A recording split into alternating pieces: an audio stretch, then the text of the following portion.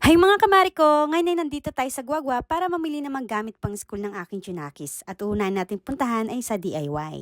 At dito, papasok na tayo mga kamari ko. Kasama ko nga pala ang makulit kong Junakis na nangunguna pa sa akin pumasok. At nag-iikot-ikot muna nga kami dyan mga kamari ko. At nakakita nga ako itong lunchbox na gustuhan ko sana kaso wala tayong budget para dyan. At ere ngay dinala na ako ng Junakis ko dito sa bilihan ng mga laruan mga kamari ko. At ito na nga ang kinakabahan ko, yung magtuturo na siya. Inisip ko pa kung bibilin ko ba o hindi. Pero syempre di ko naman kinusintihan kaya di ko kinuha. At kung ano-ano pa nga tinuturo, sige lang nak, magturo ka lang dyan. Di naman natin bibilhin yan.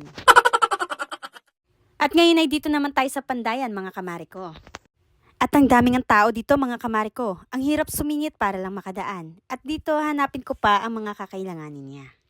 At ngayon ay tapos na tayo mamili dito sa Pandayan mga kamari ko. At teringit paglabas namin ng Pandayan mga kamari ko, may nakita akong mga medyas kahit namili at bumili na rin ako. At next naman nating bibilihin ay yung bag. Gusto daw niya ng Kuromi ang design. Hay nako, napili na talaga ang mga bata ngayon.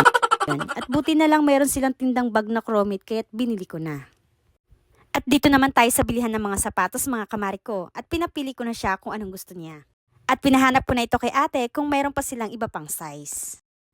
At ito na nga mga kamari ko, sinusukat ko na sa kanya yung sapatos na napili namin. At teribay takbuhan ako na hindi pa nga kami tapos magsukat.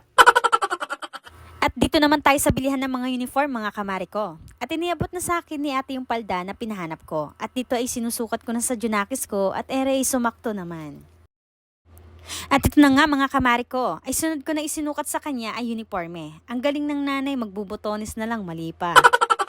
At ere nga iniulit ko ng pagkakabotones sa uniforme niya. At habang isinusukatat ko nga siya, ay bilan ko daw siya ng prutas. At sabi ko, opo, naglalambing lang kapag may papabili. At ere nga nagturo pa nga siya ng panty mga kamari ko. Bilhan ko daw siya, ako sanang mamimili. Mas gusto niya siya na lang daw. Hinayaan ko siyang makapili ng design. E baka kapag ako ang pumili, hindi niya nasuotin. At dito pauwi na sana kami mga kamari ko. At naalala niyo ba naman yung prutas? At nandito nga kami sa bilihan ng mga prutas mga kamari ko. Mas maganda nga namang prutas ang kainin kaysa sa chicheria. Kumuha na ako ng orange at apple. At yung favorite niyang grapes, tinikman ko muna at kay baka maasim. At ere ngay nagpapakit pa ang batang ire. Anong ginagawa mo? At dito ngay papunta na kami ng plaza mga kamari ko para kumain. At nagutom na daw siya kalalakad.